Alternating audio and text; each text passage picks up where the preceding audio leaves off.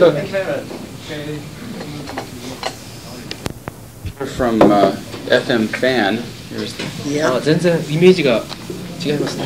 Oh, great. You made the cover. It says you look a lot different from here. I'm very tired at the moment. Oh, yeah, is that right? Away here. How many interviews have you done so far since coming? Wow. I can't even remember, actually. Can't even keep track.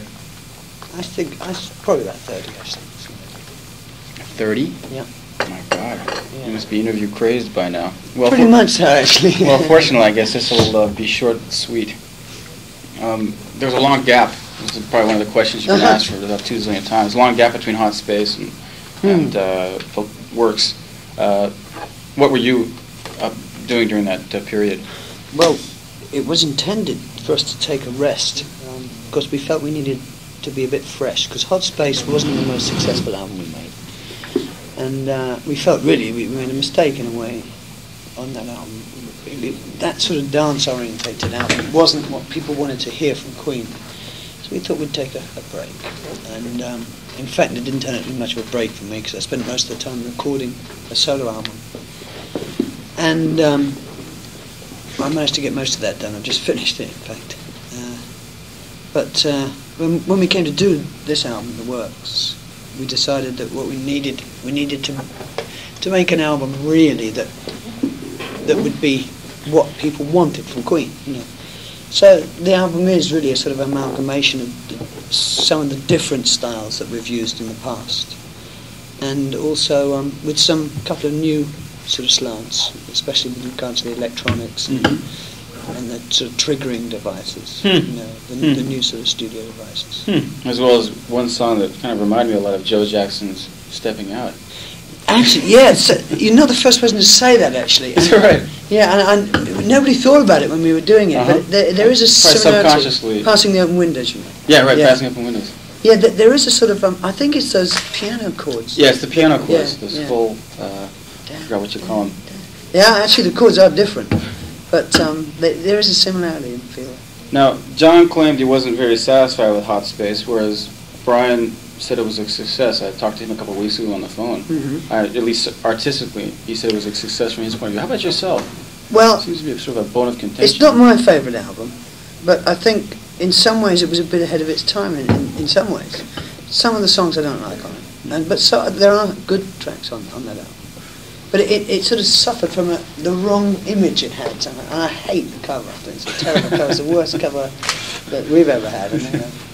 Well, how did Queen get pulled in that direction? I don't understand. You went from I suppose we had such an unexpected, massive hit, especially in the States, with Another One Bites the Dust.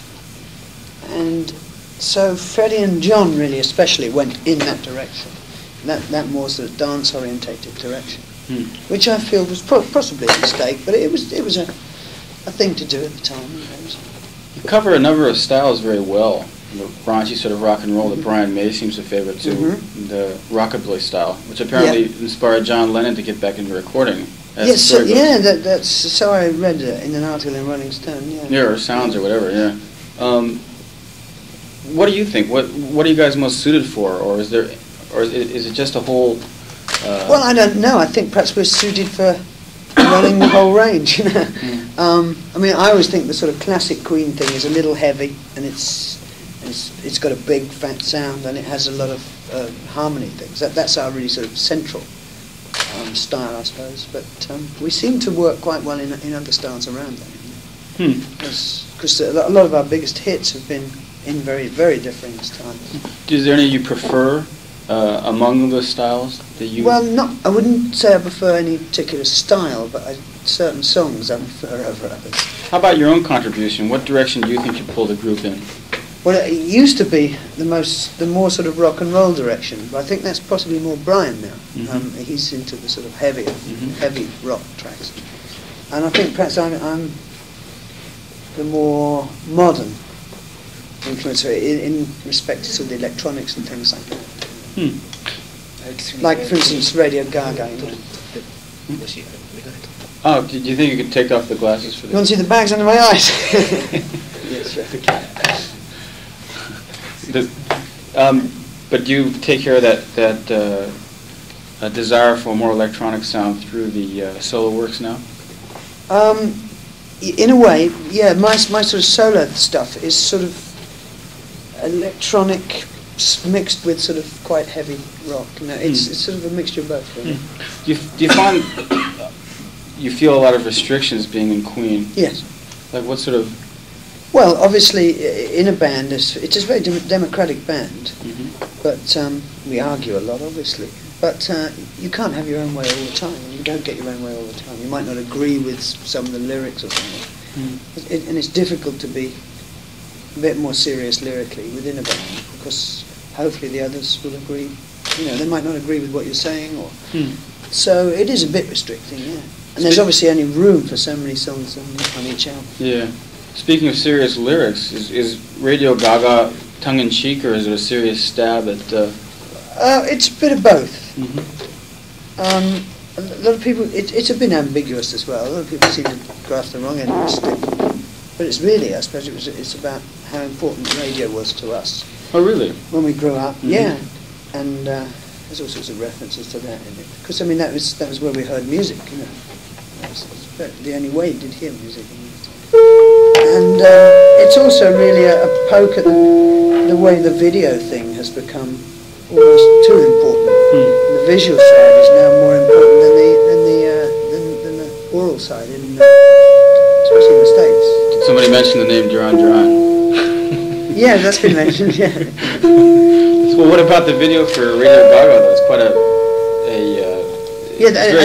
ironically, we had to make we made a fairly elaborate video. But you have to these days, you know. Yeah. In fact, we were credited with making the first sort of rock video for Bohemian Rhapsody. Ah, the one with all of the guys and the shadows in the faces. I remember, that's right, yeah. That was basically the first of the genre, or whatever you call it. Well, they say it did start in Britain. It did start among the European groups. Well, that was the first one. Is that right? Yeah. Huh, it's amazing. And then we suddenly realised the power of the thing, as it enabled you to be seen around the world and sort of promoting your record without even moving from home. And nowadays it's even more true.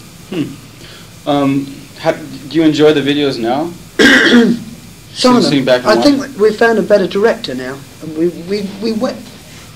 I don't know. We got very tired of sort of always making like a mini epic for each song. You think once you made the rest, that would be the end of it. But no, you've got to go out and make an expensive video these days. I was very pleased with the Radio Gaga video. I think it's one of the best ones we've done. Probably the best one, actually. And because we found a very good new director who's good fun to work with. He's the same guy that does the Bowie stuff, actually. And we've just completed a new video with him for the next single. What's his name, by the way? His name is David Mallet. Oh, David. And the next single is I Want to Break Free. And we just did a video where all of us were in drag. We're all different, dressed as different kinds of women. Is that right? Yeah, John's an old grandmother. I'm a schoolgirl. And the other two are ugly housewives. You know. How did you come up with that idea? It was just, I thought it was about time we had a little bit of humour in our videos. Well, it seems like looks-wise, you guys have taken a much more subdued direction. I mean, you know, the cover of Works. Yeah, that was taken actually by... It's just like you sat down for a little snap photograph. Yeah. And the bombastic, tis flaming look you used to. Yeah. Other than smoke and bombs going on. Do you think it's just a sign of age? Not really. We just wanted a nice, just understated photograph. You know, it's taken by a very famous American photographer, a Hollywood photographer, George Harrell, who's 75 years old. He's a great photographer, and he took all the famous shots of Garbo and all the people, you know, for MGM, 6920. The band gets a lot of criticism for the antics of Freddie. And I can remember once you replying in print to Rolling Stone saying that you were very proud of the achievements of the band. What do you consider the major achievements of the band? You've gone a long way now, a long history behind you. I'd say our major achievements are really providing millions of people with